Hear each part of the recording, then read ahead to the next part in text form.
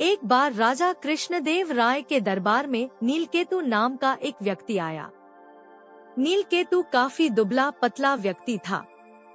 वो दरबार में पहुंचा और राजा कृष्णदेव राय को बताया कि वो नीलदेश से आया है और अभी वो विश्व देखने के लिए यात्रा पर निकला है। उसने राजा को यह भी बताया कि सभी जगह घूमने के बाद वो राजा के दरबार में पहुंचा है। यह सुनकर राजा कृष्णदेव राय काफी खुश हुए।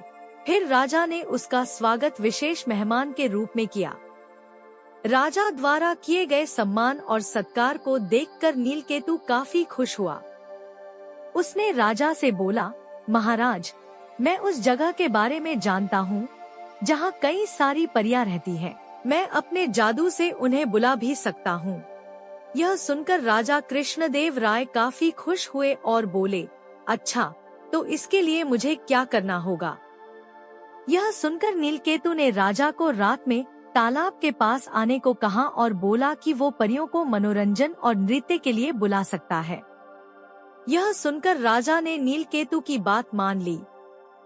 फिर जैसे ही रात हुई, राजा अपने घोड़े पर बैठकर तालाब की ओर चल दिए।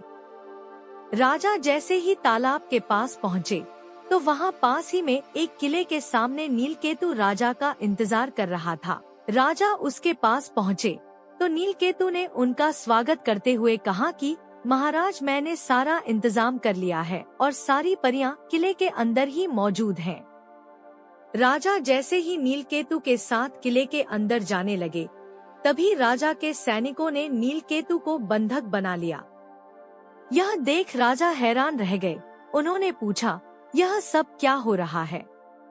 तुम सब ने इसे बंधक क्यों बना लिया है? उसी वक्त किले के अंदर से तेनालीराम बाहर आए और उन्होंने कहा, महाराज, मैं बताता हूँ कि क्या हो रहा है। तेनाली ने बताना शुरू किया।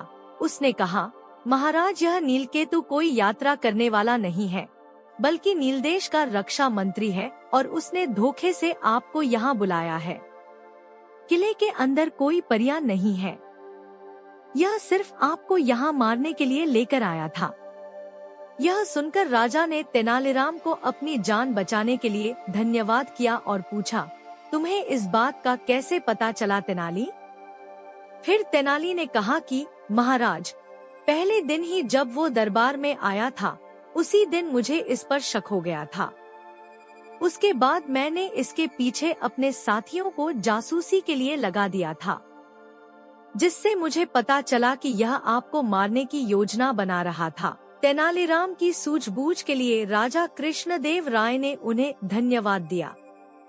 कहानी से सीख: किसी भी नए व्यक्ति पर पूरी तरह आंख मूंद कर भरोसा नहीं करना चाहिए। वह आपको धोखा भी दे सकता है। इसलिए हमेशा अपरिचित व्यक्ति को परखने के बाद ही उसकी बात का विश्वास करना चाहिए।